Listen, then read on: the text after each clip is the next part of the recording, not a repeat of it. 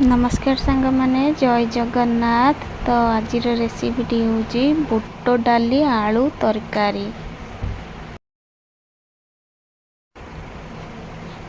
आपण माने तो बहुत थर बन खाई एमती बुट डाली तरकारी भात सांगे रोटी सांगे खाइबा। चलतु ए स्टार्ट करवा। ये मु बुट डाली आलू सिझे नहीं कड़े बसई कड़े को गरम होगापाई छाड़ीदबा।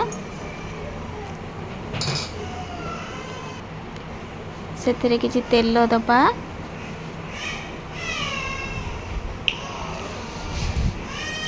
तेल गरम होला परे से जीरा सुखिला लंका फुटण करिबा।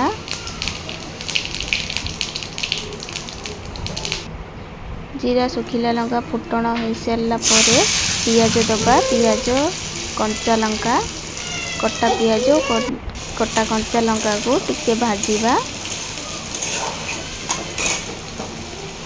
ब्राउन कलर हवा जाए भाजीबा ताको। एठी देखंतु सांग माने मु रोसई कला बेले बाबूनु आसी मते हैरान करूतिला। तो तार भी मु टिके वीडियो बनै देछि। तो एबे अदा पकेई देली छेचा अदा। खाई दियो। अदा को टिके भाजी नबा भल भाबरे। एठी कटा हैतिबा टमाटो दबा। एठी गोटे बड़ साइज रो टमाटो मु काटी कि नेछि।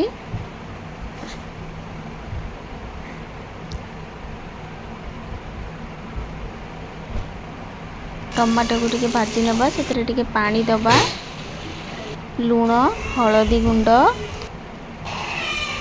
जीरा गुंड धनिया गुंड लंका गुंड सब मसला पकई नबा। ताको टिके भल भाबरे कसीबा जेमती मसलार कंचा स्मेलटा चली जीवो।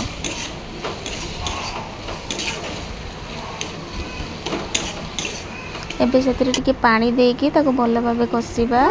एठी मु टिके चिकन मसला ऐड करि नेछि। गरम मसला मो पाके नथिला। मम्मी मटन एठी सिझा आलू देछि। जो आलू सिझे नहीं थिली ताको एठी काटी की देछि सिझा आलू। ताको टिके एपट सेपट करी कसी नबा। एमती किसी कलर आछि देखंतु। एबे बुट डाली को भी मु पकेई नेछि। तो ता भितरे जेते बेले मु टिके नथिली अन्य मनस्क थिली बाबूनु धनिया पत्र को से तरकारी रे देई देछि।